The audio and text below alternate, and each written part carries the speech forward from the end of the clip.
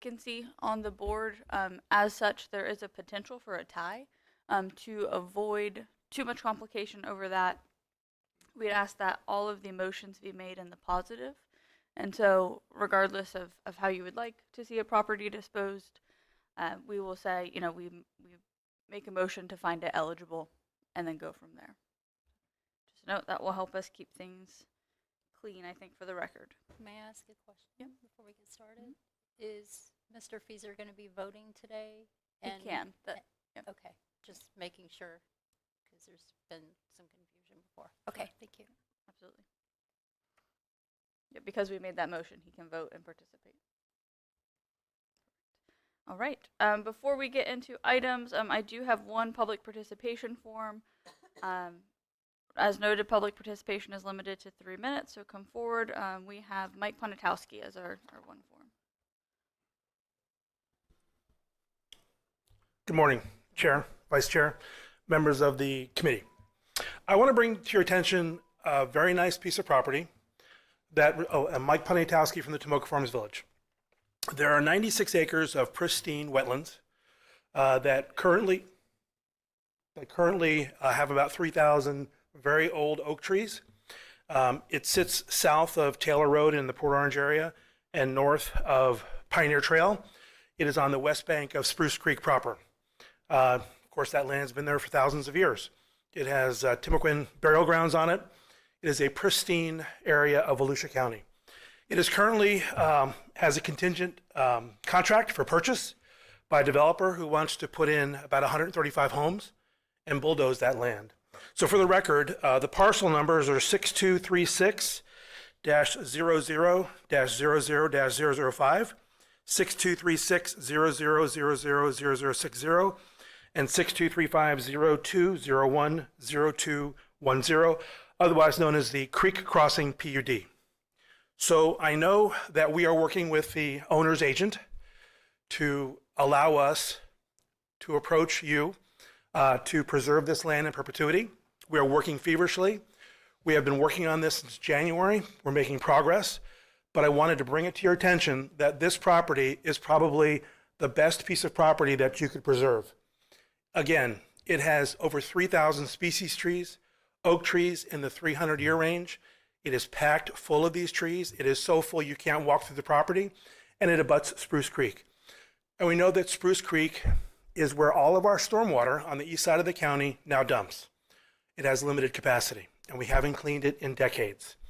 This property, if built, will prevent lots of stormwater from draining successfully to Rose Bay, which will cause more tailwater for more homes and properties to flood north, west, south, and east of this property should it be developed.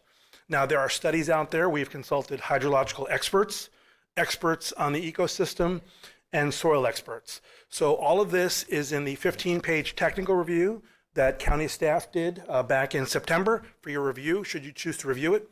But I'm going to work very hard with my friends in the Tomoka Farms Village to make sure that the owner's agent allows us to reach out to you to look at this property for preservation. It's currently on the market for $3.1 million. It is probably the best $3.1 million you will ever spend for 96 acres of land that is beautiful. It is all in the environmental corridor overlay. It has wetlands. It has everything that we should preserve to preserve our ecosystem in southeast Volusia County. It is the center of drainage. And if we build this property, we will be doing countless damage. And once we do this damage, it can never be undone. So let's talk about creek crossing going forward. Let's look at our bank accounts and let's preserve this land. Thank you very much. Thank you. And do we have anyone else from the public who wishes to speak? Seeing none. Our next agenda item is approval of the August 29th, 2025 meeting minutes. Has everyone had a chance to review those? And do we have a motion or corrections? If no one has corrections, I'll make a motion that we approve the meetings as drafted. All right, we have a motion. Do we have a second? Second. Motion and seconded. All those in favor, please notify by saying aye. Aye. Those opposed? All right, those minutes carry. That brings us directly into new business. So we are doing eligibility and sorting today, but we will start with eligibility. An initial note, items 1 and 2, the Auger Drive 1 and 2 have been withdrawn. And so we will start with Bots Landing. Good morning, committee members. Tim Telfer, with the Volusia Forever program. And Ashley, are you going to move us? Thank you very much. Okay, so the first item for your consideration on eligibility, and just as a reminder, we are just determining eligibility at this stage on this project. This is not the ranking stage. We're just making sure that this program fits the mission and goals of the Volusia Forever program. The first one for your consideration is the Bots Landing application. It's a fee simple application. Staff had pre-scored it at 10 out of 21. The minimum required under fee simple ESL is 10 out of 21. 62 acres in size. It's not within one of our acquisition target areas, and we don't have any conservation property adjacent. And with that, we stand by for any questions. Any questions or comments for staff? Yes, Wanda? Question? Certainly. Go for it. All right, y'all can hear me okay? We can. All right, great. I know this property very well. I was probably even one to try to talk the property owners into coming to this. This is the remaining part of an old dairy farm that was out there, been out there for over 100 years.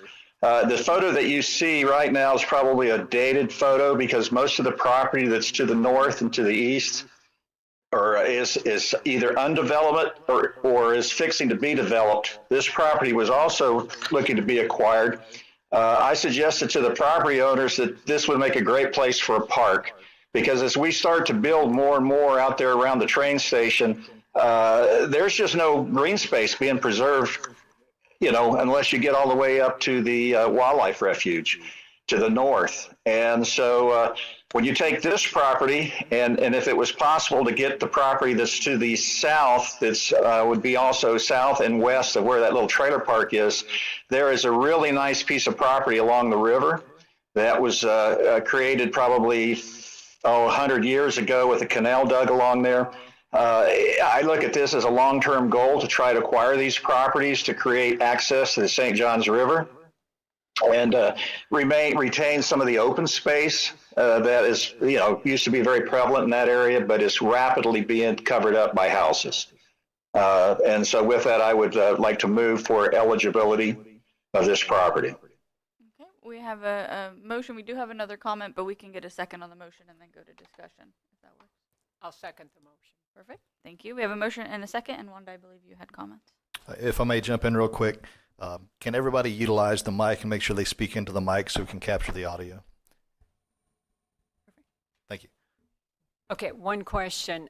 I noted that the property owner had checked off both environmentally sensitive lands and working forest and farmlands. Was there any, and that they're still using the property to raise cattle the way it looks? Were there discussions about an easement, agricultural easement, so that they could continue with the cattle operations, or did they want to go directly to the fee simple? So I did have a conversation with the property owner's representative, and they have selected fee simple. Okay, all right, very good. Thank you. Yeah, sure. I have some questions. Is that on page 99? Is that a building, or what is that on the property on the east side? Well, I'm calling it the east side. I mean, yes, east side. So from my memory, there are, it is an old farm. So I believe those are the agricultural structures, as well as, and I'm not quite sure if it shows up in your photos, but there was some boat trailer parking on the property also as another revenue stream for the landowner. So it is a mixture of agricultural buildings, and it possibly has some of those boat trailers parked there too. Okay. So if it were purchased, I mean, a boat trailer could be moved, but if it's a building or some other structure, I mean, I'm just asking because, I mean, it's a legitimate question. Properties are not usually purchased that have structures on them. So how would that, what would happen? So I can't give you 100% confidence in any answer. That is exactly what will happen. So some of these decisions, if we reach that purchase stage, are going to have to be made by the county council. How many of those buildings will remain in place and what their end use is going to be. Anytime there's a structure on a piece of property, we've tried to convert it into either public use or something that staff utilizes to for example, reduce the distance of deployment to, maintain these properties. But it's a little bit early for me to give you a firm answer on that. All right. Any other? Yep. Go ahead. I still have more questions. I'm sorry. I'm just trying to regroup here. On page 109,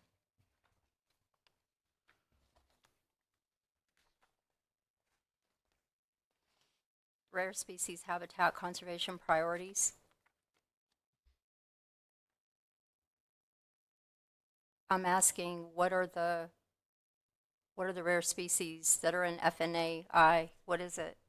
Because it says at the bottom, the data overlay.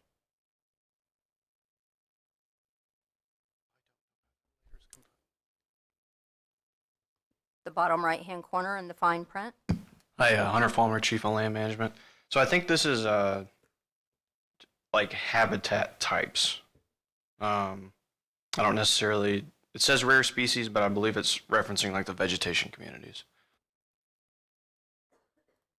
Okay. So listed in FNAI, what is it that's being referred to? Looks like probably some floodplain swamp. I know that there's some other, if it was scrubby flatwoods, they would probably pop up on here. Scrub would pop up. If you're further south, dry prairie, sort of more imperiled ecosystems.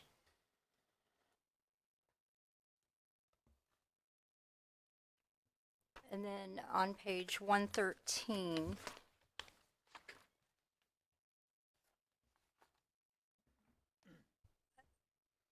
am I understanding this correctly, that sea level rise would take out part of the land in the future for the 2070? So this is one model on potential sea level rise. And so we had to pick one. We've tried to stay in line with the sea level rise models that are used statewide for the resiliency program. It sounds like you're familiar with that. So it does indicate that there is some potential for the sea level to rise on a portion of this property.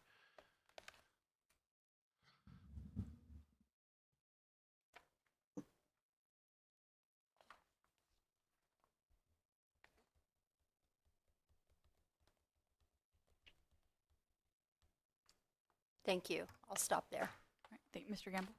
Yeah, I'm kind of torn. I mean, this looks kind of like a good idea for the wetland protection, that part of it, but pasture land isn't really environmental land. And Gerald talking about, be a great place for a park, I start looking for a different source of money. Like a split, very similar to the property north of DeLand High School that we looked at that might, be ball fields or something, and then environmental land behind it. Where do you guys sit on that kind of stuff? I mean, this, I can kind of see the point, and then I kind of say, well, there's half of it that's not environmental at all. I mean, and if we bought it, then would we plant trees back on it, convert it into flatwoods, the pasture land, or it's kind of problematic that way because you have to dump a lot of money into kind of converting that into a forest or what it was originally, and kill off all the pasture grass that's not native and that kind of stuff. I mean, I wouldn't want to try and manage it back to a natural system, or I guess you could just let it go and let nature take its course. But if the people around there think that it's going to be a park when it gets bought, that's not. You guys would do passive recreation, you active stuff. So I'm just, I don't know where we should be going on this really. Maybe Gerald can further comment on that, but. And I think that Go Yeah, ahead. John, I'd love to comment. I think this would be an excellent project to do a share. As y'all know, I said on both Echo and Forever, and I think we're going to see more of this going forward, like you say, with the property north of DeLand and some of these others that have both an environmental component to it, but also the availability to have just green space and some type of an active park. And yes, I could easily see this being a dual or a joint project between Forever, Echo, and maybe either other funding sources if they could be determined through impact fees or whatever. Because, like I've said, so much of the land that's to the north and east of it is already being developed or is fixing to be developed. And the way our land development regulations are, we really don't require a whole lot for green space and open space and parks and recreation. We send them a bill for impact fees, but you got to have that land to do it. And that's where this project would probably be good for both. Now, how we get to that point, I'll leave that to people with a much higher pay grade than myself. But I see this as just one part. I think there'll be more if we, hopefully they're talking to some of the other property owners in the area to get over to the St. John's. And if we can get over to the St. John's River, we open both the environmental component and the active recreation component together. And Ms. Schreiber? I share Mr. Gamble's concerns. We're voting based on resource-based recreation. That's what this committee votes on. We're not voting on Echo's outdoor recreation. And, this becomes very complicated because when we vote in good faith that the land's going to be used in resource base because we are voting for the entire purchase. And then so it's almost like, in comparison, what happened with the motocross. We voted in good faith that we were voting on resource-based recreation to purchase the entire parcel, and it also was partly agricultural farmland. So if we're going to start purchasing land like this, what is the future of conservation? I mean, I'm bringing up a very complex subject. I get it. Maybe I'm the bad guy here, but we were told for years that we were voting on land that was going to be placed in land conservation, and my understanding was resource-based, and then agricultural land that easements went on were,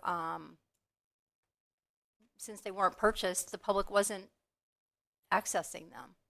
And so buildings could be on them, and those types of things didn't matter. I'm really torn here. I mean, I want to preserve this, but an easement might be the preference, at least for me, because I basically feel like if Echo takes this over, depending on what type of recreation they would come forward with, we're voting today to purchase those woods over on the left side of that photo, which is going to be stormwater for a neighborhood. Anyway, I don't know. Unless someone else has comments that can help this situation, because the future of this committee, I think, is being slowly determined this year. I mean, I don't disagree with what Mr. Fieser said. Is this going to be our future? I'm asking. So I want to narrow us back down to the type of application that's before us today and kind of our role. And I think I understand the comments, and I think they're a really good discussion point. I think that staff has not said, just to clarify, that this would be a partnership with Echo. They haven't had those discussions yet. I think we have a committee member who's noted that might be a good potential, like we've talked about in the past. Our job today, and under the adoption of the program, is does this property as a whole, as noted, meet the required score to be found eligible for the program? I think after that phase, we get into ranking, right? We get into an A priority, a B priority. At that point, we have staff who has gone out on site and who has identified potential partnerships. If one of those potential partnerships is Echo, maybe we have initial feedback on what that would look like, and if it's a split of funding like we've seen in the past, where the Forever funding goes towards one portion of the site and Echo funds go towards the other, none of that is before us today. It is just on a baseline review with the standards that we've adopted. If we do not believe that the staff score of 10 out of 21 is accurate and they don't have the required 10 out of 21, we can reflect that in the vote and go from there. But I think that has to be the focus of the action. So I have one more question. Sure. On page 123, and this is for staff, under where it says provide resource-based recreation lands, and number 14 is yes, and you gave it a 2. What are your thoughts on the resource-based recreation? Because if you answer this question, you answered it based on some thoughts. Yeah, I can answer that, Tim. See, this evaluation, based on the size of the property, the location, and access, it does seem like we'll be able to get the public out there for some sort of recreational activity. Those activities have yet to be determined. It could be simple as a campsite or a trail system. That has not been determined without a full assessment of the property after the acquisition. But we do know it has enough access to get the public to it. Yes. Yeah, I agree. To me, what we're looking at today is this eligible or is it not? What happens after that, I think, is beyond the scope of what we are here for. So to me, my evaluation is based on, is this piece of property worth putting into our program, yes or no? And then after that. Those other discussions Yeah. kind of come up. Yeah. Right now it's criteria based, and then later on as priorities come into play, that's more of a kind of a policy feeling and where we want to target staff on. And of course, all of that is based on direction from council, because they can supersede that. So right now we have a motion and a second. Further discussion? Derek? Yeah, just a couple questions and maybe a couple thoughts. So first, I just wanted to double check on a couple of the maps, if that's okay. So on the 101, there's this scenic road. I think it's Hontoon Road. Can you just confirm? I guess what that trail is, if you don't mind. Is that a greenway or what's that considered? I guess the scenic road listed on page 101. I think it's called Hontoon. I'm not in that area. We're confirming that is Hontoon Road. It's Hontoon Road, yeah. And that is just designated by like the state as a scenic road or something? Is it part of the scenic highway? Is that what you're asking, Derek? Yeah, I guess Yeah, so. is it part of a scenic highway? State Scenic Highway, correct. Okay. Well, no, there's scenic highways, and those are state scenic highways. Does anyone know what state scenic highway that's part of? Because I'm not exactly familiar. I drive by it every day. I'm trying to remember what the sign says. There's a big bird on the sign when you drive by it, and there's a state park at the end. You go down Hontoon, River Ridge, and then there's the Hontoon State Island is down there. So it is designated. I just can't remember what the sign says. Classification. It might just be a bird scenic highway because it has the bird sign. Well, I just didn't know if anyone uses that highway. I mean, if they could put a sign on there saying like, "Hey, turn here to check out this." It's a dead end. Yeah. So it dead ends at Hontoon State Park. Okay. Thank you for that. Yeah. Again, just trying to see how it could work in, and so I'm trying to, as comments were mentioned earlier, like look a little bit into the future. I don't want to just completely narrow down what we're looking at today and seeing how this can be used as park or part of scenic. People going on a scenic tour could maybe enjoy this parcel in the future. But the other kind of question on the maps, I was looking at page 120, and it shows, well, really you can see it on all the maps, the little creek that's not, I guess, technically part of the river. That is the little, it's like a S-shaped squiggle of shrub swamp or shallow marsh. I was just wondering, so is that like standing water in there most of the time, or any kind of comments on what that looks like on the ground, if you happen to know? I know it's technically kind of off the property, but it's kind of close. To me, it looks like an oxbow, an old oxbow, the St. John's. So likely stagnant, doesn't flow with river, perhaps in times of overflow might go in there. But I cannot confirm from the field. Yeah. Well, thank you for that. Yeah, I know it's a little off the property, but you know how the water flows and floods and what kind of creatures might be there, and just trying to get a sense of that for the value of the area. I guess also then, can you confirm maybe it said it somewhere, but I know the zoning, but the ownership of kind of that place to the west, and as was commented by our guest online, we might be looking at someday, well, again, not today, but the Southwest has like a purchase, or so who kind of owns those properties to the west right now? Is that any government ownership of any of that? Those are all private property, All and we would private. need a willing seller letter if they would wish to participate. I say this is not adjacent to any conservation land. Correct. Yeah, but it is resource corridor zoned, I thought, so like they can't Mhm. really build on much of that, I don't think. Is that my understanding? Is that correct? No, no. Okay, It does have some entitlements, but yeah, it would Okay. be limited. got it. Okay. Thank you for answering those questions. And I'm trying to think. I suppose just my 2 cents on. I always appreciate a conversation on what what the goals are, and I don't think we're fixed either way, and I wouldn't worry too much about like well, whatever we decide at one particular meeting, we can revisit. I always like to think, but in terms of our mission, again, I think the problem as I see it is less about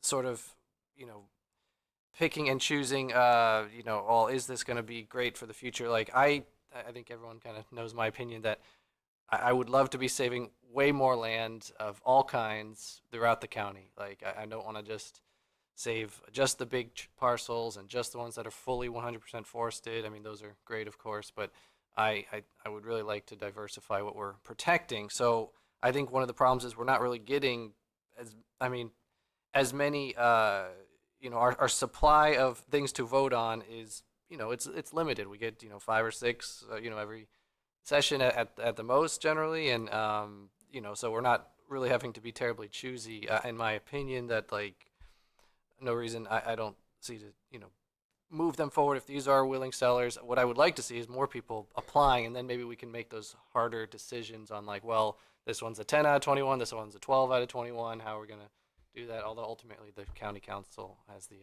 authority of, and I trust them as well. I don't think we should put terribly all the burden on us.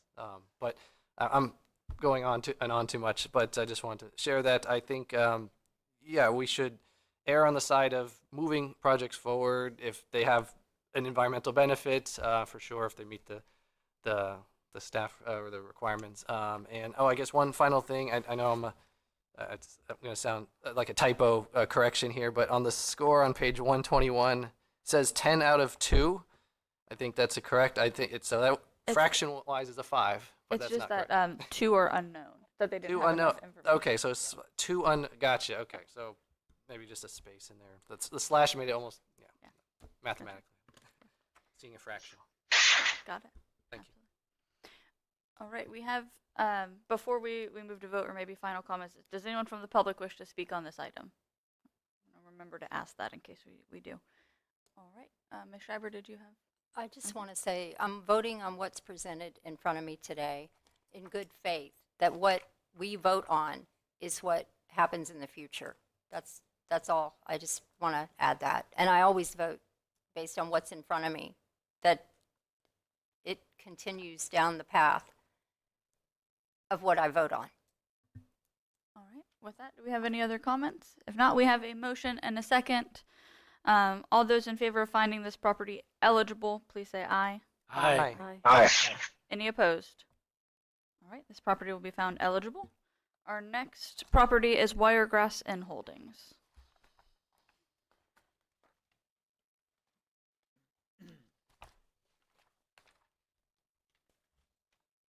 Hello, everyone. Hunter Falmer, Chief of Land Management.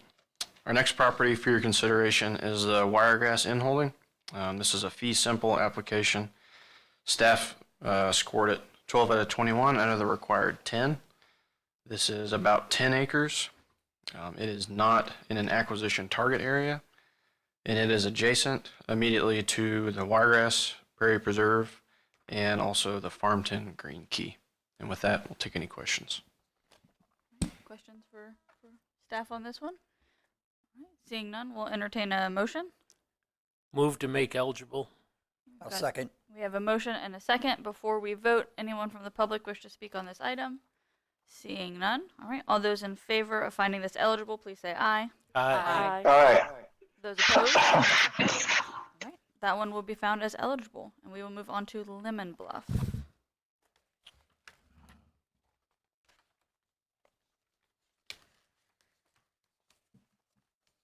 Okay, so the next property for your consideration is Lemon Bluff Road. Fee simple application, staff scored it 5 out of 21. The minimum required here is 10 out of 21. It's about 50 acres in size. It's not within a target acquisition area, and there is no conservation property adjacent. Questions for staff on this one? All right, just based on the direction this morning, as a reminder, motion should be made in the positive, and if you vote against it, to find it ineligible.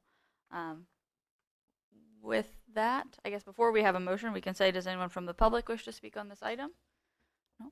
All right, seeing none and no questions or comments, do we have a motion?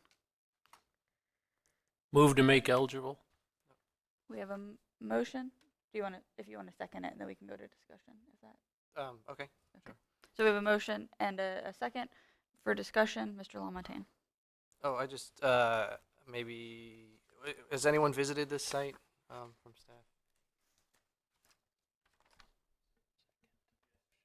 staff? Yes, one staff member visited the site. Okay. Are they here, or can they explain, or was it, if it wasn't you, I guess, or whatever, just can you explain a bit about, yeah, what you saw there, or what they saw, I suppose, that, or actually I was going to say how they got there maybe was part of my question, but yeah, just looking for a little bit more info, because again, the staff scores. In terms of actually accessing the property, I'm not sure the name of the road, but it is accessed from the north to south along that curve. I'm not familiar with the area, but it is a public road, and there's houses all along the road as well.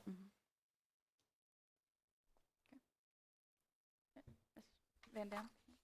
Just for clarification, that road, the county maintained road ends before the end of the road.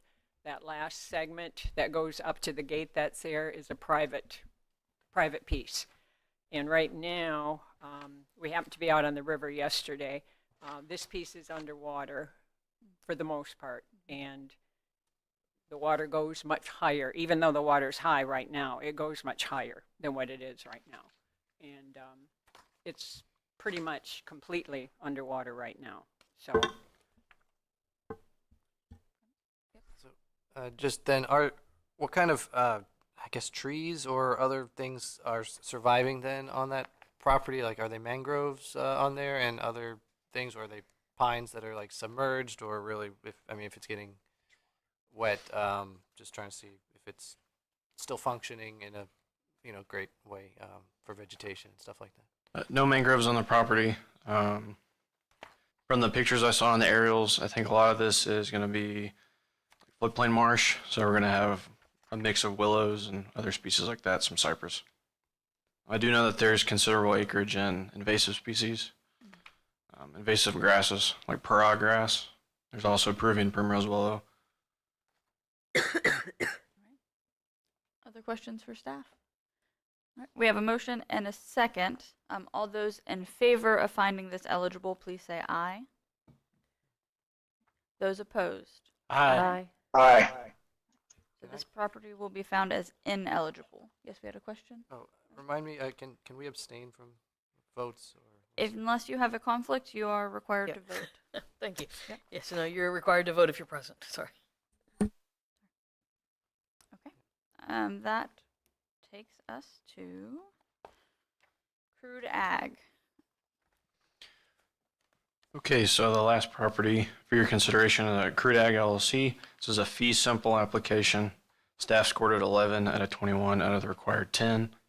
This is 261 acres. It's not in an acquisition target area, and it is adjacent to the Colbert Cameron Mitigation Bank and also the Buck Lake Conservation Area. I'll take any questions. Questions for staff on this one? All right. Seeing none, is I have- yep, I have a yes, question. Charlie. Sorry, I was trying to find it. Sure. I would have a similar question on the resource-based recreation. You scored it a 2 and a yes on page 238. I think that's correct. So what are the intentions there?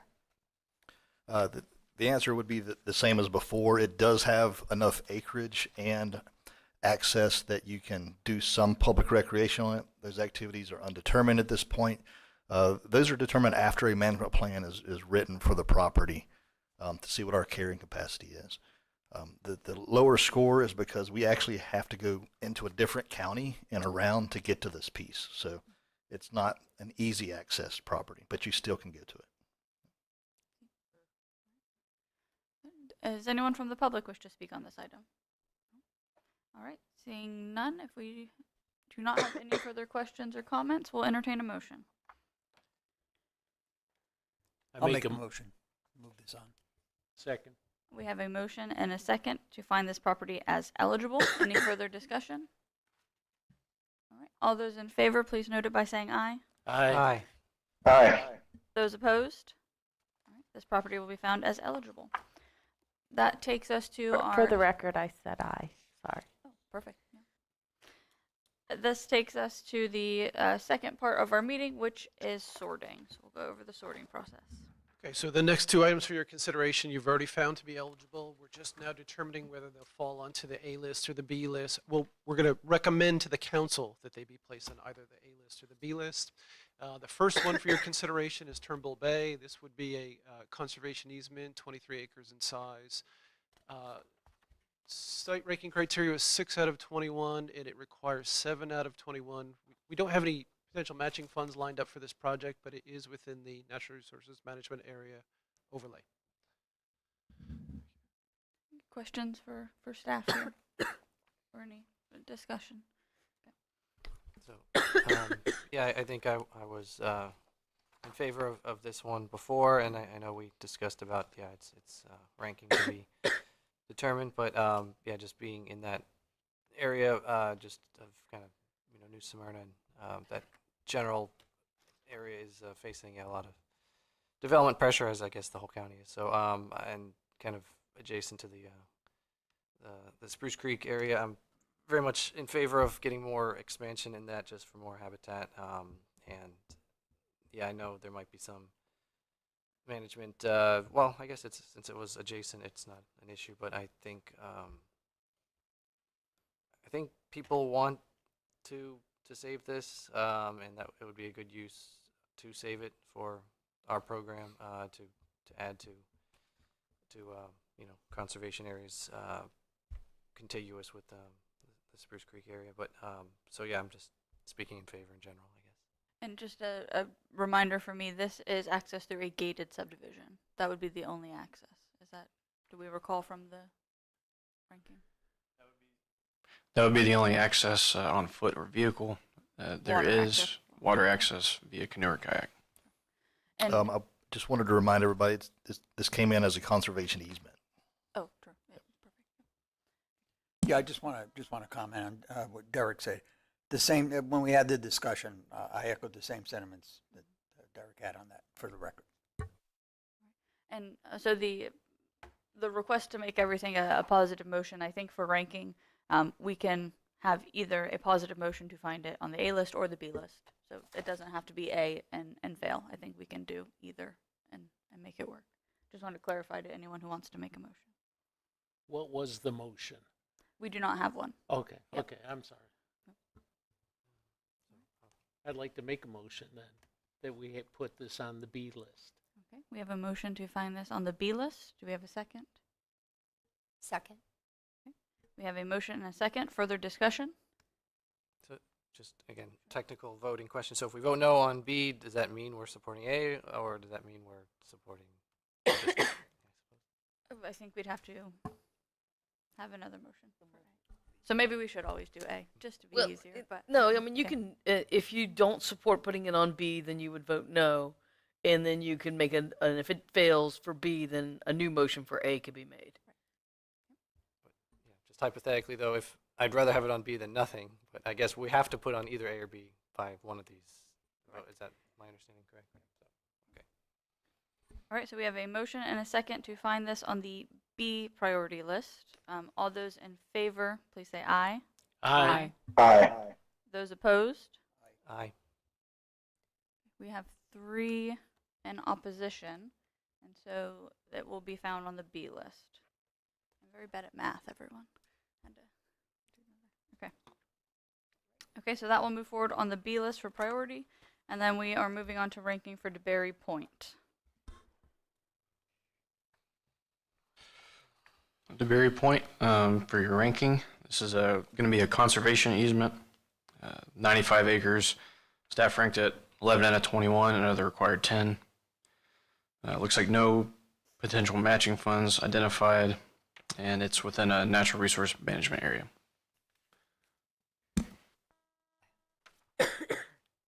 Any questions for staff? Sure, Ms. Schreiber.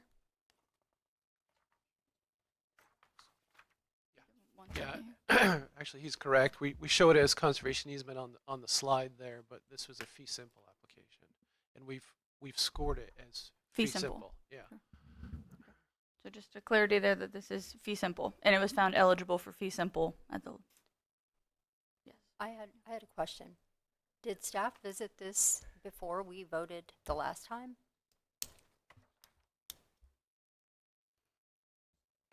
Staff have visited this property. I can't remember the timeline if it was before the first vote or after, but I can answer questions about the site.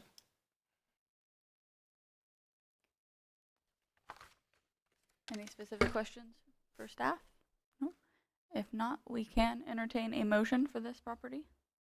Well, do we have anyone who wishes to speak on the item? I know we have. I have We'll get back to say in case they have it. Hello, everyone. My name is Christopher Hennon. My father is the owner of the site. Unfortunately, has mobility issues, so couldn't come today. I'd just like to point out on the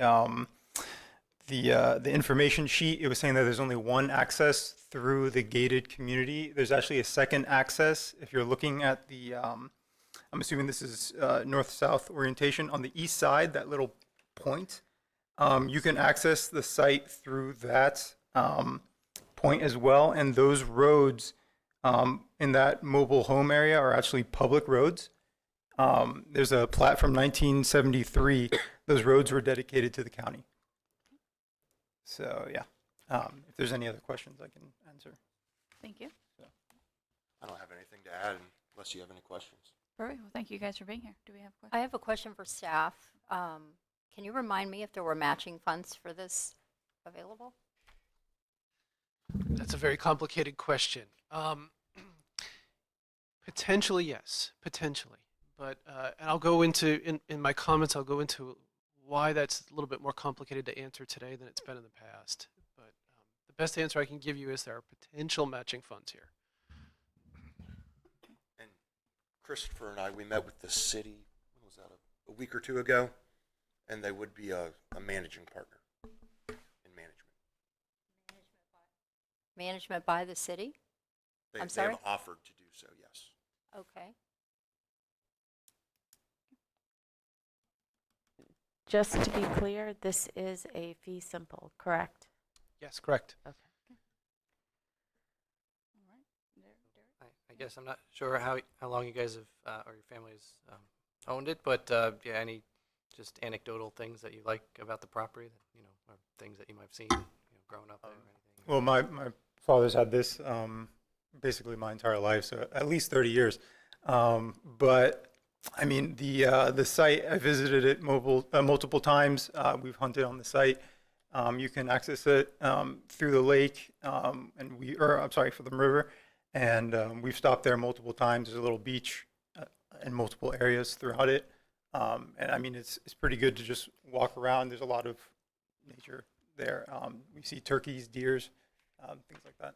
So, yeah. Thank you. Thank you. One more question. This is for staff.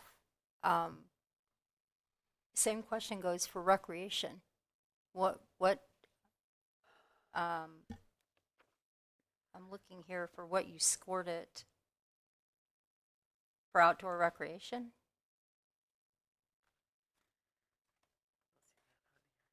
Oh, it's an ease. We're sticking. Wait.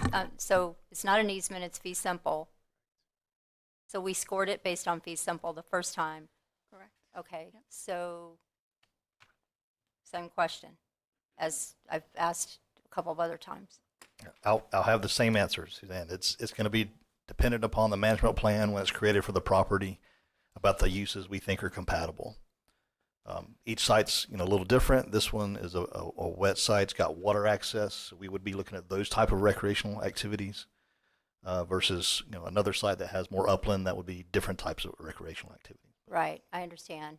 That's actually what I was looking for, because when you score it, you certainly have something in mind. I mean, you can't score something if you don't have anything in mind.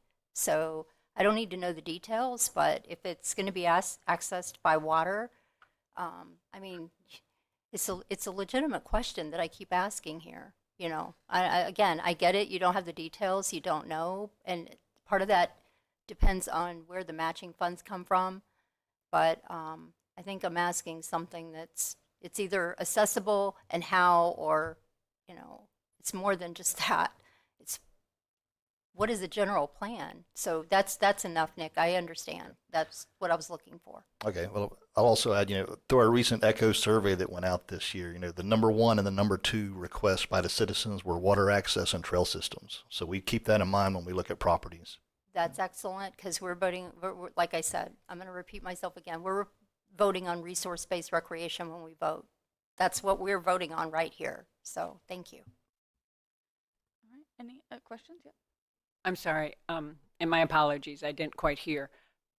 The city did not have interest in obtaining the land. Did I hear now? And has staff talked to city about managing the property? So we've had an email exchange, but it hasn't gone further than that. So I've received one email from the city manager saying they had an interest in managing it. I responded with some questions back, and I haven't received any further correspondence. So we don't have a positive or a negative? I think that's fair to say. I mean, they did express a willingness, but at this early stage, without understanding what their intent, what their vision is for the property, et cetera, it's really tough to comment beyond. Okay. A potential. Yes. Right. Okay. Any other questions? Seeing none, thank you. We will entertain a motion. Motion to put it on the A list? We have a motion to put this on the A list. Do we have a second? All right, seeing none, that motion will fail for lack of a second. Do we have a different motion? Move to put it on the B list. We have a motion to find this eligible for the B list. Do we have a second? I'll second that. All right, we have a second. And we have a motion and a second. All those in favor of finding this eligible for the B list, ranked as a B list, please say aye. Aye. Aye. Those opposed? Aye. All right, this property will be slated for the B list. And with that, that is the end of the ranking applications. So the next is a discussion of the 2026 meeting schedule. And I think this was emailed out to all members. I believe a few members got back to staff about these dates working. But we'd just like to confirm these are the dates targeted. If anyone has any that they know will not work, absolutely, we'd love to hear it now. And those dates are on page 251 in your binder. Yes. I don't think we need a motion for the meeting schedule. It's just informational. Just the days of the week are all the same, or They're all Fridays. Friday, yeah, Yep. just- Mhm. Yep, it's Ashlyn. We yes, it'll be Friday 9 a.m. in the chambers here. But yes, we will need a motion You and do a need a second motion. Okay. to accept the meeting. Yeah, I can't make it in August, so I don't know whether they want to move that up to the end of July or the beginning of September. I believe we skipped the summer months, June and July, because there were a lot of conflicts in terms of a quorum being met. Gotcha. I don't know about if there are any other alternative August dates. I mean, I am happy to revisit July, end of July and September. Yeah, early September for you, John. Yeah. And then I can Either also one of shoot those out is some good. dates today or Monday. Okay. And then we can I can bring these back on December 12th, I believe is our next meeting. So if we could, we can either vote for all of these, and then I can bring back those a few meeting Alternatives. dates, Mhm. or we can postpone this and bring it to our December 12th meeting. I think it would be good to set the majority of them, so perhaps we can adopt it with a request that staff look at the August 14th. I'm good with that. Okay. Do we have a motion to that effect? I move that we accept the schedule as it is, with the exception of the August 14th date, and that staff brings back other available dates. Do we have a second? I'll second. Perfect. We have a motion and a second. Yep. Just a quick comment. So yeah, if it needs to not be a Friday for August or something, I guess maybe it's gone the whole like week, maybe or vacation. It can not be a Friday. I mean, I know that was a consideration before that was for me, or maybe perhaps, but just throwing that out there. Perfect. Did you just request that it stay on Friday? No, sorry, I'm I saying couldn't hear you. for that day, like if we're trying to find another day around that meeting that was the conflict time, it like if the next week of August or something was available If there was for a Thursday, or something, to if that just worked bring for back you, I'm not sure. multiple if that- options. Okay. My conflict is the month. The month, okay, then never mind. I guess. So- Well, Yep. well, whenever. Date around isn't good. And if everybody else can make it, I just may have to miss a meeting. And I would just suggest that we stick with Fridays, since we always meet on Fridays, because there's other committees that meet on other days in here and in other areas, and just want to remind that. I would say that's why I think we want to get the slate, most of the slate done as well, so that we have the room reserved and everything is set. Okay. Well, we have a motion and a second. Any further discussion? Nope. All right. All those in favor, let it be noted by saying aye. Aye. Those Aye. opposed? I think he was in favor. All right. No opposed there. And so that will be our schedule, if you want to put it in your calendars, and we will come back to the 14th at our next meeting. That is our last new business item, so we will shift over to staff comments. Okay, so I'm gonna introduce my project updates by just echoing what I said earlier. That as you all know, whenever we bring a project up for consideration by county council, we do it our best to make sure that we have some financial partner moving forward there. So that's run the gamut. Sometimes that's a city partnering with us financially. Sometimes that's a state land acquisition program. Sometimes it's a grant program, etc. But the playing field shifted in the conservation world in Florida right now, and the biggest driver of that is two things. Number one, for us locally here, if you recall, we had the O2O RCPP, Regional Conservation Partnership Program, which made about $20 million available, federal funds available for agricultural easements in Volusia County. We were paused in February and have not been able to pursue any acquisition work. We've shifted those projects over to other programs. We've recently received our rescission letter. Our rescission letter means that the O2O RCPP is now no more. So if we want to pursue those funds again, we have to wait for the new Farm Bill to come out. There'll be a new RCPP application cycle. We'll have to reapply again with the federal government. So that's made that side of the house a little bit more challenging. The other big piece of news is that we received word from DEP that the standard Florida Forever funds have been exhausted for this fiscal year. So when we talk about our Florida Forever project areas, we immediately open up some dialogue with our colleagues in Tallahassee, and we talk about how to move these projects through their triage program, how to get them funded, etc. So anything, all of those Florida Forever project areas are now much more complicated. There is a little bit of good news here, and that is, if you recall, this past summer we were working with the North Florida Land Trust to have that O-to-O boundary extended through Volusia County. So we have this large area extended through Volusia County. The O-to-O serves as it's a special funding area. These are Florida Forever funds, but they're kind of protected from the general Florida Forever fund. So these are special Florida Forever funds that could only be applied within that O-to-O boundary area. So there is a lifeline there. We have reprioritized everything that's within the O-to-O project area now, and are now trying to work with the state and try to move projects through and get partnerships through O-to-O funding. But make no mistake, we're not the only people doing this. Everybody now has to shift to other funding sources. So we now compete for those O-to-O dollars with other counties, etc., as well as alternative funding sources. So we had a meeting recently with a conservation partner, and they've talked about submitting a federal, what we call a NACA grant, North American Wetland Conservation Act grant, to be utilized as acquisition dollars to help subsidize the cost of conservation in Volusia County.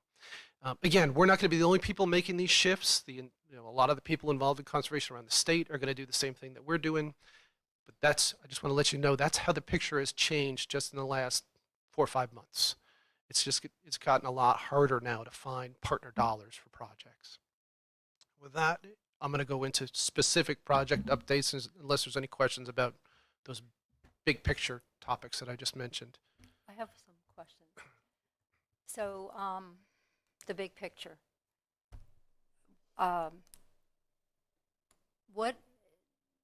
Brad is not here today, but he stood at the podium and the council meeting and spoke about the goal being 50%, basically 1-to-1, 50% goal for land conservation.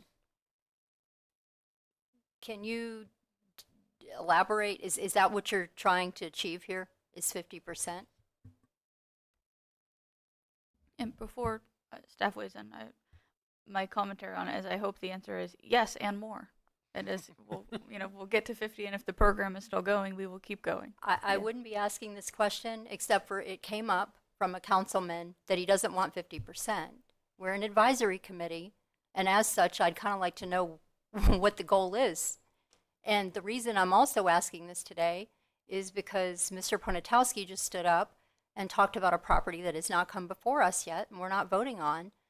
But we're sitting here being told that we have limited funds, and yet when we vote in good faith on what we're voting on. So we have limited funds to support land conservation, and I know you're doing everything you can, and I appreciate that. But when I brought it up earlier about where we go in the future in this committee with our votes and with land that comes for us, we vote based on what's here. So what is the goal? So we don't have a policy goal that I can inform you of. Brad had mentioned a practice. I would call that more of a practice than a policy, because I think the council sets policy for this program. And that is an aspirational goal. It doesn't mean that we would stop at 50%, as been discussed at the dais here. It could extend beyond 50%, and a lot of that is the will of the county council. Thanks, Tim. I was about to say that. Volusia Forever has no direction change from our current path. We are still buying conservation lands, and we'll buy as many as we can with the money we can get. That is our goal. A lot of that is going to depend on partners and timing and willing sellers, but our goal moving forward is to acquire conservation land. So based on that being a goal, I move that this committee send a message to the council that we want 50% or greater, and that is the goal, our intentions as a committee. I'm making a motion right now for that. Can you clear that motion up? I think that was public land that the 50% goal was, which includes the state-owned and the federal-owned land as well? Or is that just county alone? I think it was of the county, not just county owned. I would agree with your interpretation. Because when we say we are currently at, what is it, 42, close to 43, that's including all conservation easements, land, and acquisition. Right. Our current conservation coverage in the county is 37%. That's what I was about to say. And that includes all federal, state, and local conservation lands, and fee simple and easements. That's everything. It does not include mitigation banks, is that? It does include mitigation. It does banks. include, okay. I thought we were higher. So the goal, though, is simply the goal for all conservation lands, which would be ones that you don't have control over as well. I'm trying to understand the goal. That's, if someone could clarify. I would say I don't know that staff can answer because it's not up to them to set. So I think you can make a motion. I think the request by Mr. Gamble was to clarify that if you are asking us to set a formal goal, it is county coverage, not Volusia Forever having 50% of the county, because that might be difficult. Are you requesting that I clean up my motion? Can you just repeat it, I guess?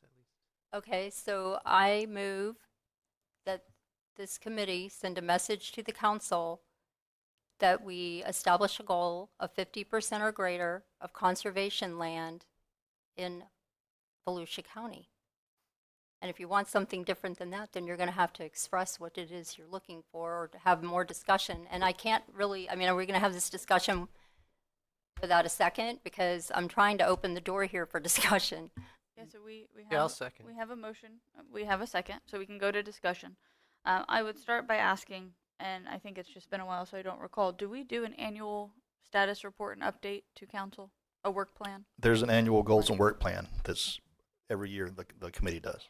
So then I would suggest that that may be the proper place to put this rather than a standalone note to council, but that would be up to the committee. I would say that the only problem with that is the council has jumped ahead of our work plan, and this was brought up already in their meeting. And as December, when we normally have our, what month, Nick, do we normally have our, isn't it December?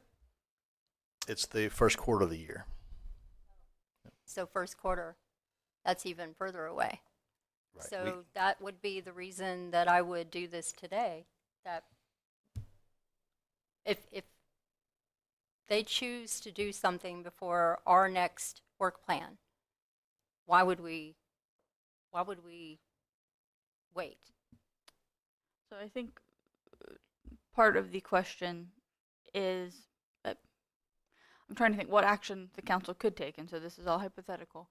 But from a legal perspective, if the council said as a policy decision for our county, we want 40% conservation, that does not change the voter-approved program of Volusia Forever. Is that correct? That would be correct. So actually, let's bring up the next part of this issue, and this is why I opened this for discussion. Let's talk about bonding.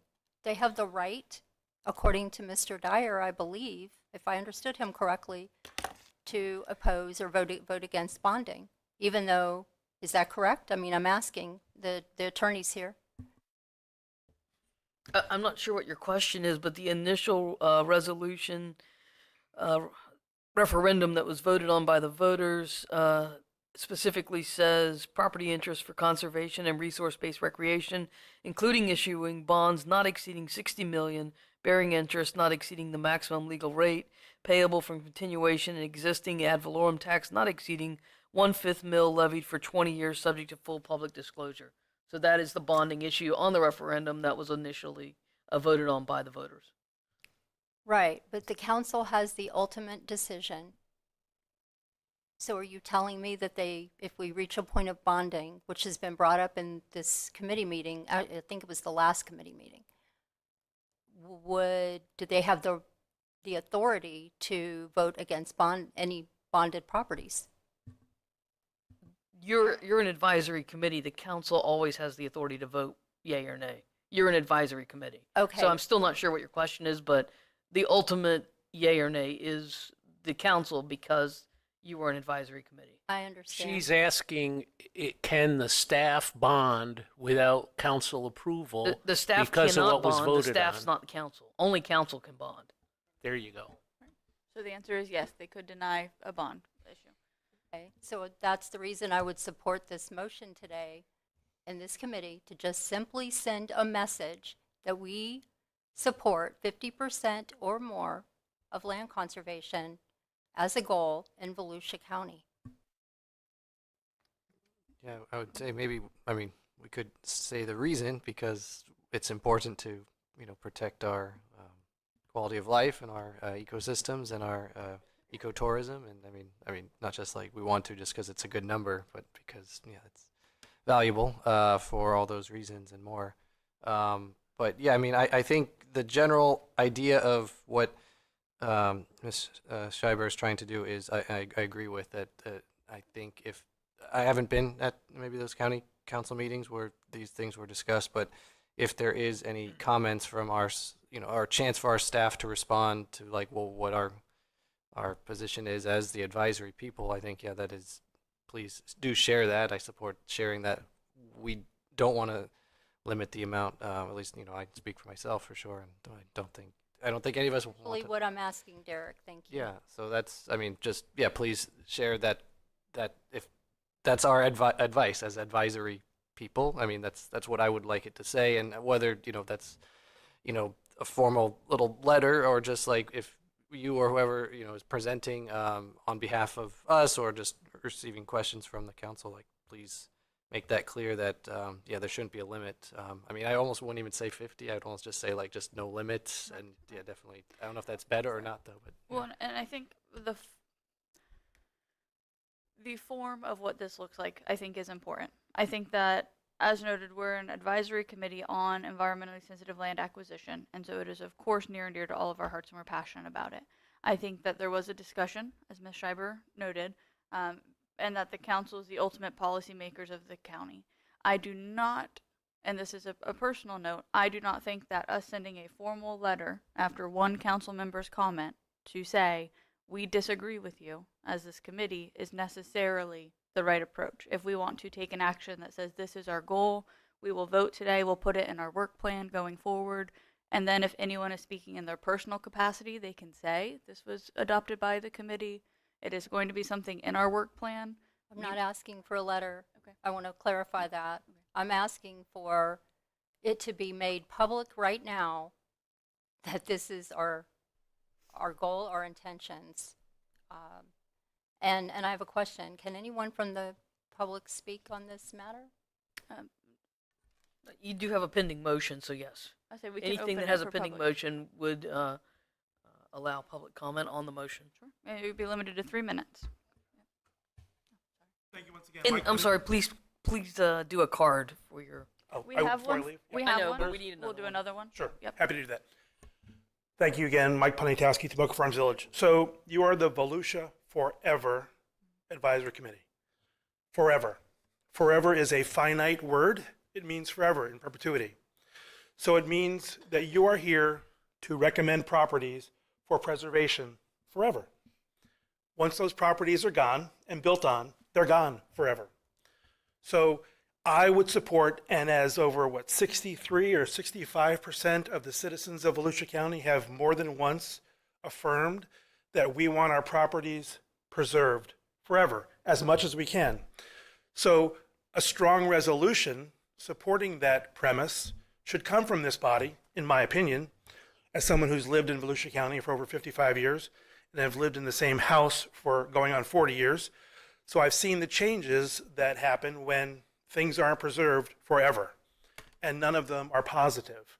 And again, once they are gone forever.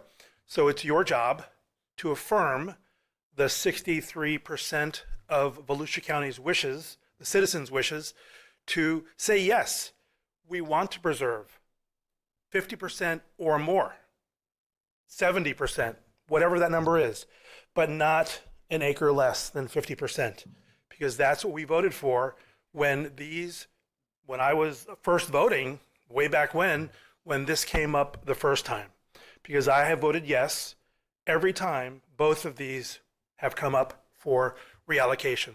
So that's what your job is. That's what we expect you to do. That's what we want you to do, is to preserve as much property as possible. Now, when one councilman makes a statement in the negative to that premise, then there is going to be discussion. And we don't know what that discussion is going to lead to. And if you do nothing, you have done nothing to support what we, the voters, have supported for the past 20 years, 30 years, 40 years. It's been a long time. I'm an old guy. But we want you to be in the affirmative, to preserve as much land as possible, to go above and beyond the 50% dollars, available, because I know what's being gobbled up around me and my properties. And this is not for me. This is not for you. This is for our children and our grandchildren and our great-grandchildren, because we don't want Volusia County to become a Fort Lauderdale. We don't want to have a lack of drinking water, potable water.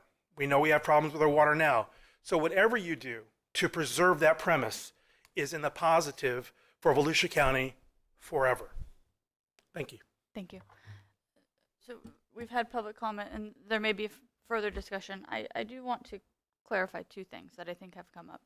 The program that was enacted by the voters did not have a threshold. It does not state 50%. And I think that in respect of the program and the voter adoption, we need to be careful, and I'm okay with supporting something, but I would not phrase it to say to preserve as much as possible, because that is not our task. Our task is to preserve the lands that meet the criteria of our program. It is not buying all the land we possibly can. So we just need to be clear in the direction that there's no 50% requirement for forever right now. That was not in a ballot. And we do not buy everything possible. We buy the properties that are environmentally sensitive and meet our standards. Yes. Yeah, I was going to bring that up too, that the resolution, what the people voted on did not have a number. It was, they voted, and I think it was closer to 75% this time voted, they wanted land preservation. And there was no language in there that said we're going to stop when we hit a certain percent, or it didn't say our goal is to reach a certain percent. And I don't think our role as an advisory committee has changed since the original program in 2000. We evaluate the properties that are put in front of us.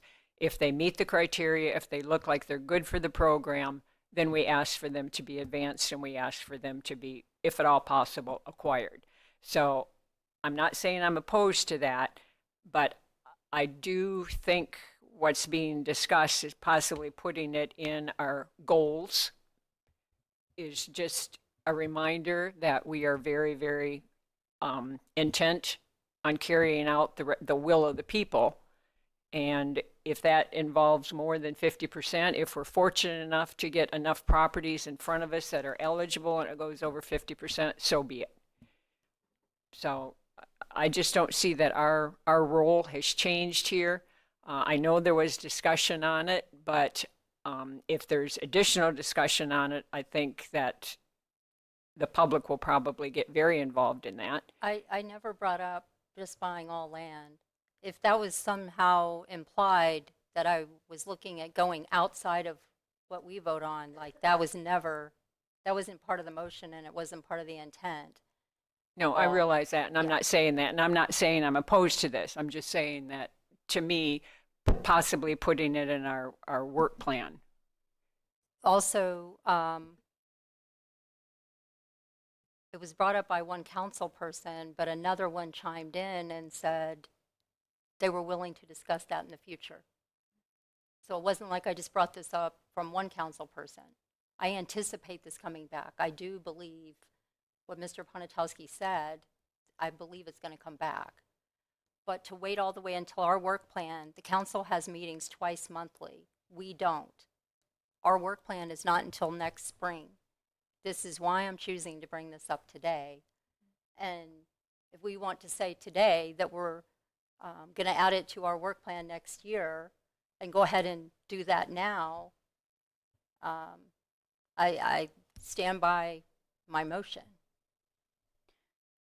So, and Yeah, I do support making such a thing clear and comment, and for our purposes being advisory. Or advisory means providing advice. So, but yeah, as discussion has shown that maybe the vote that the people did for the bond, I think, has power. And again, I'm not an attorney, and so I mean there are other legal considerations that people potentially could challenge if like we weren't enacting it somehow. I mean, or the council maybe weren't buying land or bonding. So I think it's not just, I mean, obviously the county has a right to vote how they want, but they could face repercussions for doing stuff that might be contrary. And again, they're not the only ones. The bond itself, in my understanding, is the people kind of granting itself that power. So they can't just completely overturn it. But again, even if they did to, I think there'd be a lot of public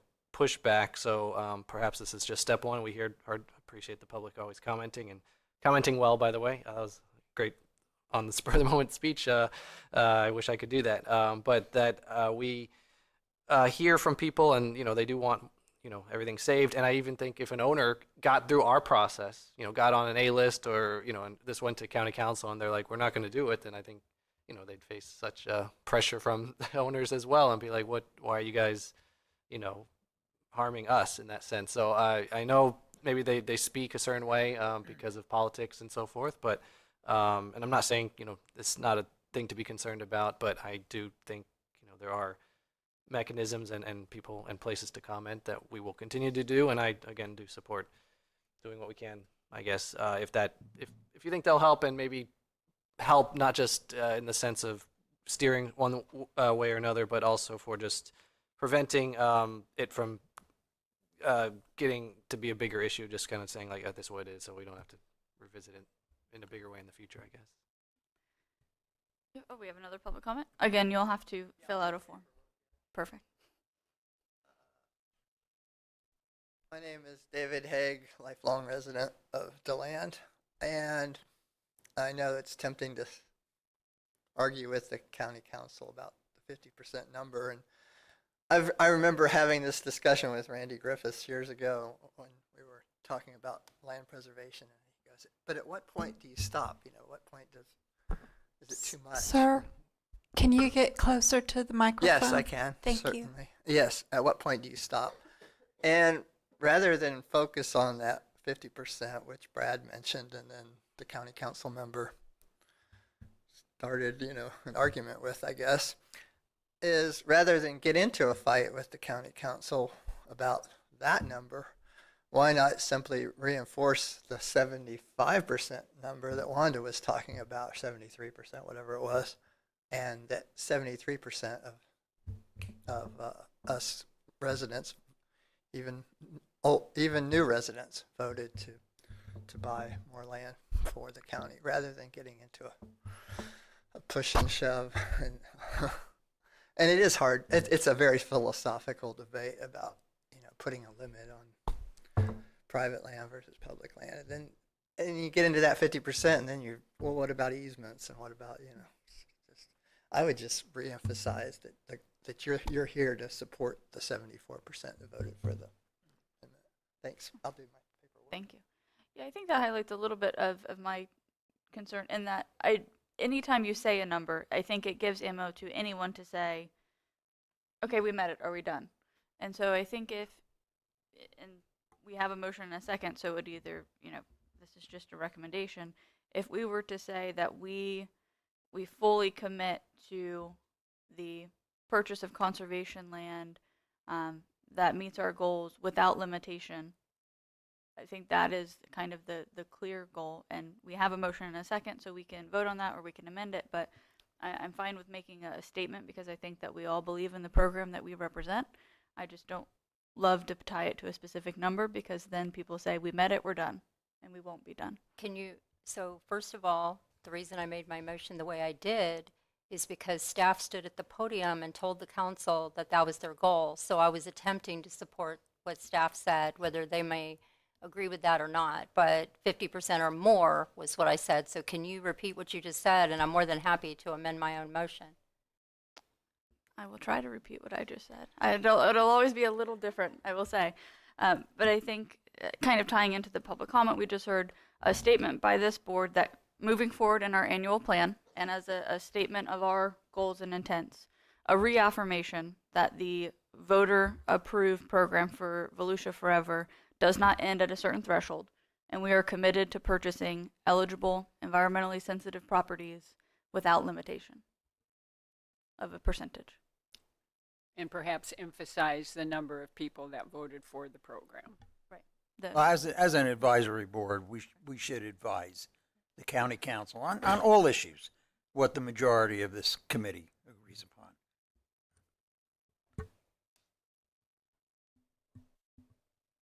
Okay, so I'm going to amend my motion to what you just stated. Okay. And that it not be limited. So we'd have to have your second amend as well. Would you? Yes, I think I support that. Or yeah, of course, no limit. And it's supported by the people, and that's it. So then we have an amended motion and second discussion on that from anyone. One question. Sure. Are we stating we want something ahead of our work program and our goals, or are we stating that we want this put into our goals to re-emphasize when our goals are presented, to re-emphasize at that point? My understanding is we'll take the action today, and so if council were to ask staff, they could say the board has directed us to do this. This is a policy that's important to them. It will be put in our annual goal planning, and because if there is a majority vote, we can say that we have agreed, and any individual discussions you can say it will be added to our work plan, if that suffices. Okay, so I would like to discuss adding that to a work plan now instead of waiting until next spring. We won't talk about it until spring, though. So I mean, adding it now, I'm not sure. That was what I asked, and Nick said that our goal setting is in the spring, correct? Yeah, I'm looking at the calendar now. If we get it on the agenda for the January meeting, that would likely go to council in February or March. Okay, so I understand, and council has at least 3 meetings left this year that I can think of. Yes. So, is any, for discussion, I mean, is there some reason that we cannot amend our current work plan? I think we do it annually, and I think that if we're not setting our entire work plan, then I think that putting this goal, an action by this body, a motion to do it now versus at that meeting, I think carries the same result. It is just when it goes before council formally. Okay. Would staff agree with that? That if we make a motion now, we would put it in the work plan when it is devised. We'd be making that direction now, but the formal document with our full work plan may follow. Yes, if the committee requests that it be in the work plan, we will have it in there. Okay. We have a motion and a second. Further discussion? All right. All those in favor of the motion, which I am not going to try to restate, please say aye. Aye. Aye. Any opposed? Aye. We have one in opposition. The motion will carry. I believe we were still in staff comments. We are still in staff comments, and I'm going to give you some project updates, but I'm also going to take this opportunity to remind everyone of what I said earlier, that currently the Florida Forever funds are exhausted. The Florida legislature will begin a session in the near future. There's been a lot of passion expressed when discussing the land conservation of Volusia County, so I'm speaking to the entire room here, not the dais, but also members of the audience. You may wish to express that passion towards your state representative as we enter this legislative session, get some substantial funding within Florida Forever. And with that, Triple T Ranch.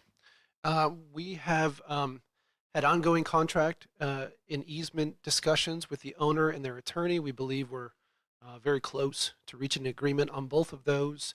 You should see that move forward to the council in the near future. McMillan, this is an agricultural easement in the Lake Ashby area. Easements and contracts are with the seller's representatives. We've had some minor changes to the easement, and we're waiting for their full comments on the contract itself.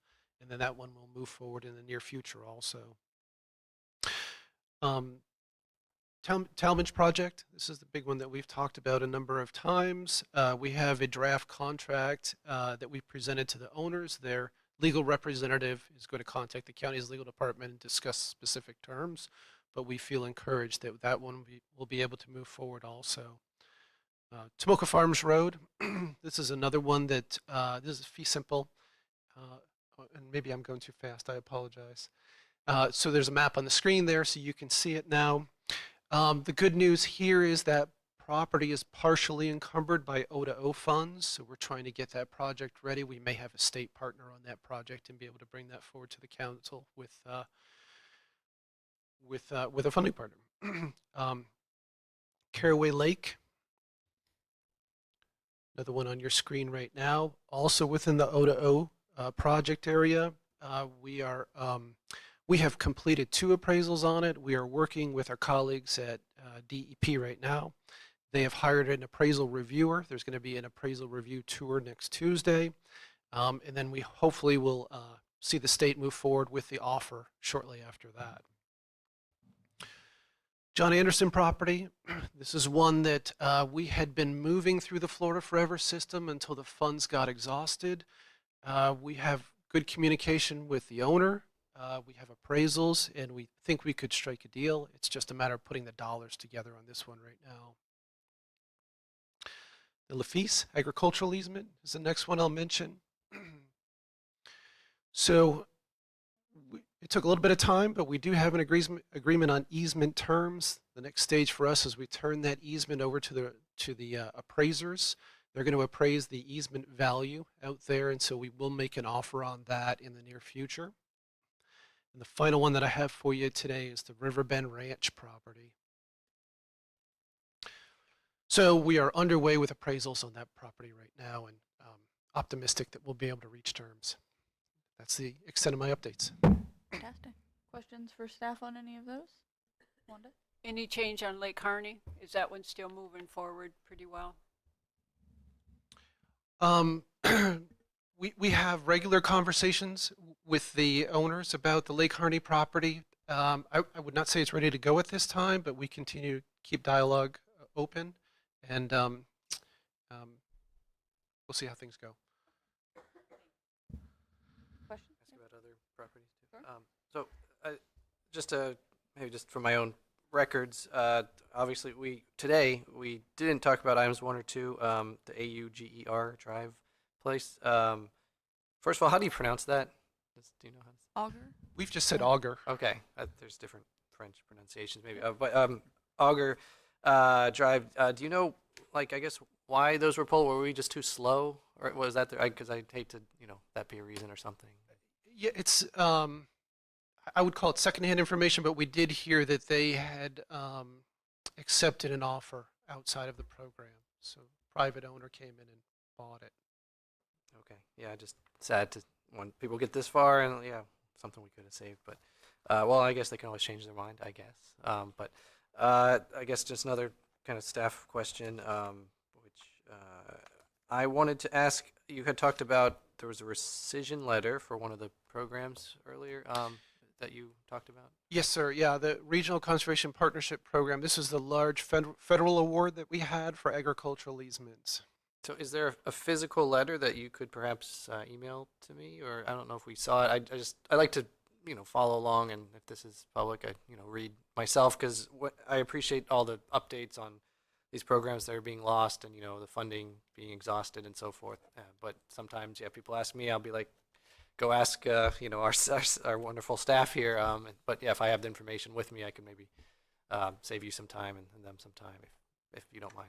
We'll send the letter to all the committee members. Yeah. And that generally, for me at least, it goes for I'm happy the more things you send me. I can always file it away if I don't know if other staff feels that way too. But yeah, if you guys are hearing big things like that, you don't have to, at least for me again, wait to contact or email at least me to let me know some big changes like that might affect future, votes and how this committee acts. So those are my questions, I think, for the comment. Maybe one more for the staff, I guess. I think is it true that Volusia Forever Properties basically, do they have like hours of operation or anything like that? Or basically it's not like if it's a park, it's a dawn to dusk kind of thing, or are people able to be there other times? Of course, like most things, it varies, but from memory, I think most of our parks are going to be dawn to dusk. Nick, I'm trying to remember if this is in ordinance or not. It's correct. Each preserve have its own rules, but right now, almost all of them are daylight till dark. Okay. And if there is one that apparently like just seems to be closed, again, we can contact you guys about that, or just about if someone wants to check it out or get access and it's owned by county. Absolutely. There may be gates or roads closed due to weather, inclement conditions, or land management activities in the area, so we may temporarily close off some areas sometimes, but the entire preserves are open 365, daylight till dark. Great. Thank you. I'm going to say the preserves under our management. Yeah. I see.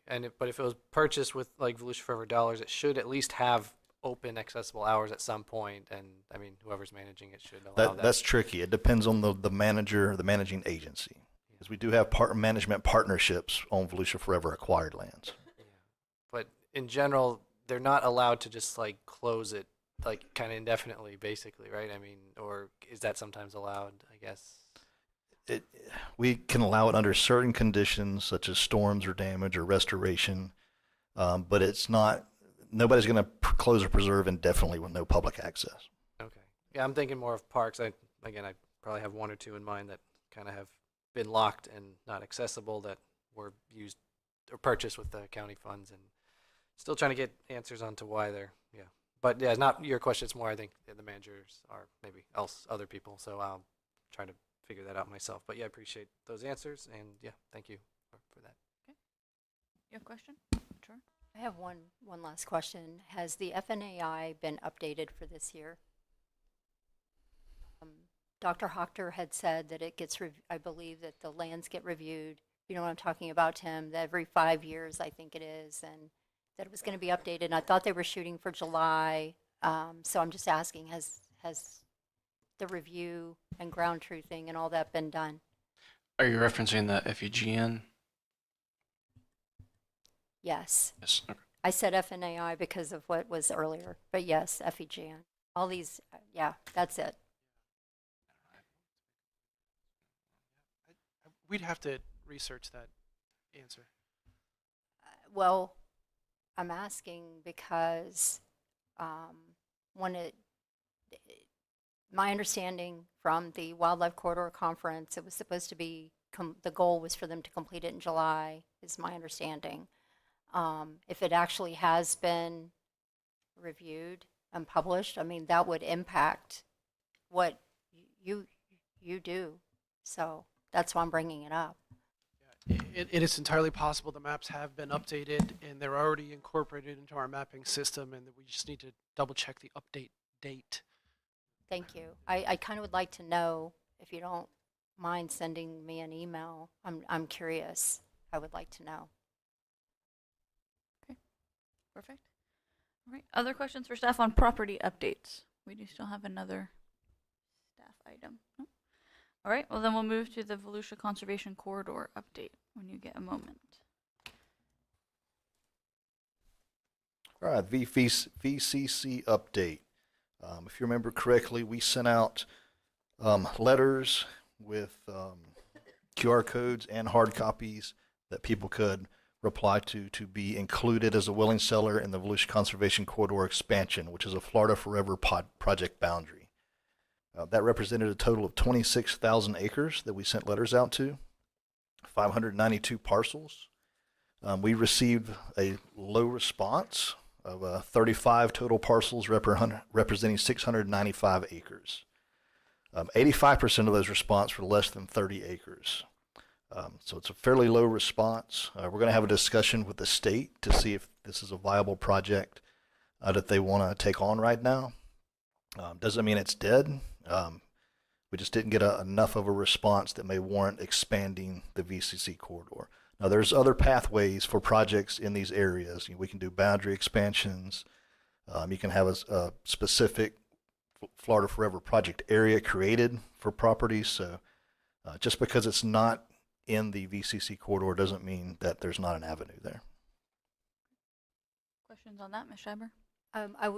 So the question about the FEGN maps being updated might apply to this, which is part of the reason I was asking too. I'm just putting that out there. No other questions on the update? All right, well, thank you, staff, for those updates. And we'll go to advisory committee comments. Anyone have any comments that were not addressed during staff questions? Yep. Yeah, even though I wasn't here at the last two meetings, I listened very interestedly in the mosquito ditch comments. In 1981, I was hired by mosquito control in this county, and one of my jobs was to ditch the salt marsh. Is your mic on? So I have a lot of information and things, and I think you guys were kind of headed in the wrong direction on some of that discussion.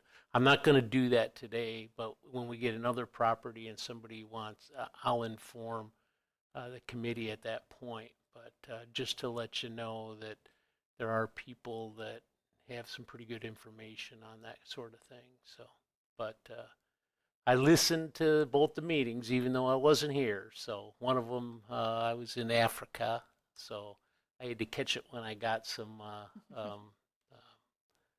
computer time. But other than that, glad to be back. So Absolutely. Thanks. We're glad to have you back, and we'd welcome that insight. Absolutely. Other committee comments? Yep. Just want to, as always, say to the public that we appreciate their participation, and any people who are applying or looking to apply for eligibility to please do so. And I'm just again encouraging more applications for sure, and hope if there's anything we can do, let us know to help with that. And people who may have been not voted for approval either today, or maybe they were voted on a less than high eligibility if you're B list and not A list. Like if things change, and not even just if things change, but like if you have other considerations, or maybe there's other partnerships that about that please work. Don't give up, I guess. I don't know what to say, but like I just trying to give encouragement out there to continue to talk. It's not just like whatever we vote one time is going to be the end of it. At least that's not how I see it. I mean, we can change our mind, or things change. New funding comes available. Flooding changes in different places. Various species get added to endangered lists, whatever. So that's one thing. And in particular, I know some of the properties that we consider. There's always like this public access question, and I'm really going to just kind of on my own look into ways that. I always think it's wrong when I hear that, oh, it's a private road, so like we can't like use it. I mean, just to me, if it's a road that's like being used by like a community, then it's like, to me, I don't think they should, or they should want to ban people from using it to access like a public good, like a park, and even if it's so I think that the access idea should be not a barrier to what properties we acquire, as much as it is in my opinion. But I do support again new things coming before us, and I do hope to especially see stuff in the Spruce Creek watershed as my favorite thing I like to talk about. So yeah, hopefully we see those soon. So thank you for that. Other committee comments? Ms. Mando? If I could, on the maps, I love our new maps. I think these are fantastic. One request I have, and I no, I realize it would make more work, but when the subject property abuts incorporated lands, could we put the land use and zoning of the incorporated lands on the maps as well? So it's for the incorporated lands to actually get the zoning for the actual cities and what they have there. Yes. Currently, that's it's a little difficult. So sometimes the cities don't make that easily publicly available, or they provide minimum access to that data. That's why typically, even when you have zoning maps or future land use meetings, they typically don't show what's incorporated because that could be static data. But that is definitely something I can explore to see if that could be readily available and something that is more like a dynamic data set that's updating continually, or if that's something we'd have to manually pull for each city, which might be a little difficult. But we could definitely take a look at it. And then the one other comment, the Florida Forever funding. A couple months ago, I went to like a question and answer session between state representatives and senators. One of the questions that was brought forward was, why did you support such a drastic drop in funding for Florida Forever? And the reply was, because there was so much money left over still to be used. And they had no idea that those funds had already been committed. So I think it's very important that as public, we keep constantly reminding representatives and senators, we want support for Florida Forever.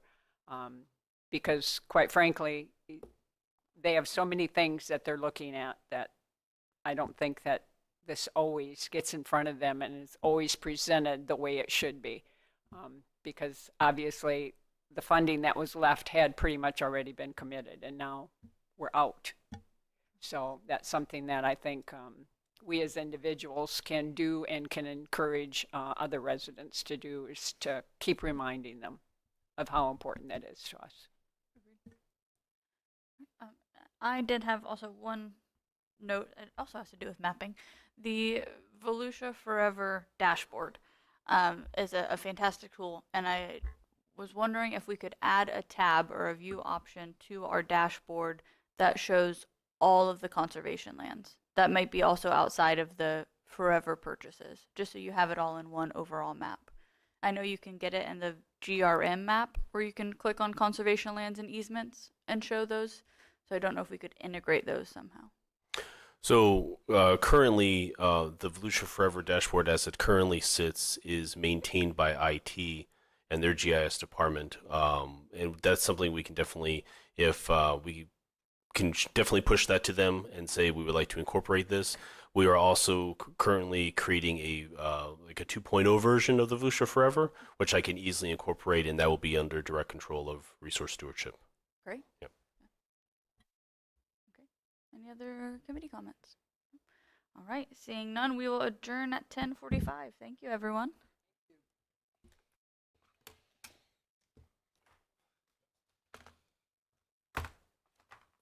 So next one is December 12th, is that right?